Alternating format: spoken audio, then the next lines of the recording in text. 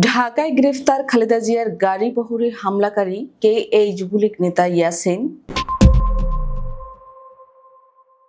BNP chairperson Begum Khaleda জিয়ার গাড়ি বহরে হামলার মামলার অন্যতম আসামি ও দীর্ঘদিন পলাতক থাকা যুবলীগ নেতা ইয়াসিন শরীফ মজুমদার অবশেষে গ্রেফতার হয়েছেন।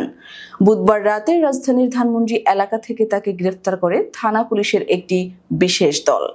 জানা যায়, রাত 9:30টার দিকে ধানমন্ডি লেকের পাশে কয়েকজনের সঙ্গে বসে আড্ডা দিচ্ছিল ইয়াসিন। গোপন সংবাদের ভিত্তিতে ধানমন্ডি থানার উপপুলিশ পরিদর্শক এসআই হেলাল উদ্দিনের নেতৃত্বে পুলিশ সেখানে একটি অভিযান চালায় এবং তাকে গ্রেফতার করে। বিষয়টি ধানমন্ডি থানার ভারপ্রাপ্ত কর্মকর্তা ওসি মোহাম্মদ পারভেজ ইসলাম গণমাধ্যমকে নিশ্চিত করেছেন। 2017 সালের 28 অক্টোবর খালেদা জিয়ার ফেনী সফরের সময় ছাগলনাইয়া উপজেলায় তার গাড়ি বহরে পরিকল্পিতভাবে হামলা চালানো হয়। সে ঘটনায় দায়ের হওয়া মামলার অন্যতম আসামি এই ইয়াসিন।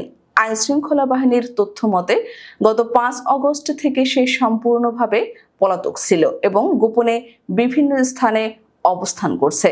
তবে শুধু এই মামলার আসামি হিসেবেই নয়, ইয়াসিন শরীফ এলাকায় একজন প্রভাবশালী হিসেবেও পরিচিত। ইয়াসিন ফেনীর পরশুরাম উপজেলা যুবলীগের আহ্বায়ক হিসেবে দায়িত্ব পালন করছে।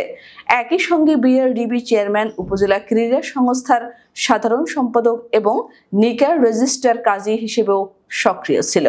তার পরিবারও রাজনৈতিকভাবে প্রভাবশালী। ইয়াসিন পরশুরাম পৌরসভার দক্ষিণ কলাপাড়া গ্রামের রফিকুল ইসলামের ছেলে। তার চাচা উপজেলা আওয়ামী লীগের সভাপতি কামাল উদ্দিন মজুমদার এবং তিনি তার মেয়ের জামাতাও। সংশ্লিষ্ট সূত্রগুলো বলছে, স্থানীয় রাজনীতিতে ইয়াসিনের দাপট দীর্ঘদিন ধরে চলেছে। তার বিরুদ্ধে নানা অনিয়ম, প্রভাব খাটানো এবং রাজনৈতিক প্রতিপক্ষকে দমন করার অভিযোগ রয়েছে। তবে স্বৈরাচারী দলের ঘনিষ্ঠ হওয়ায় কেউ প্রতিবাদ করতে সাহস পেত না।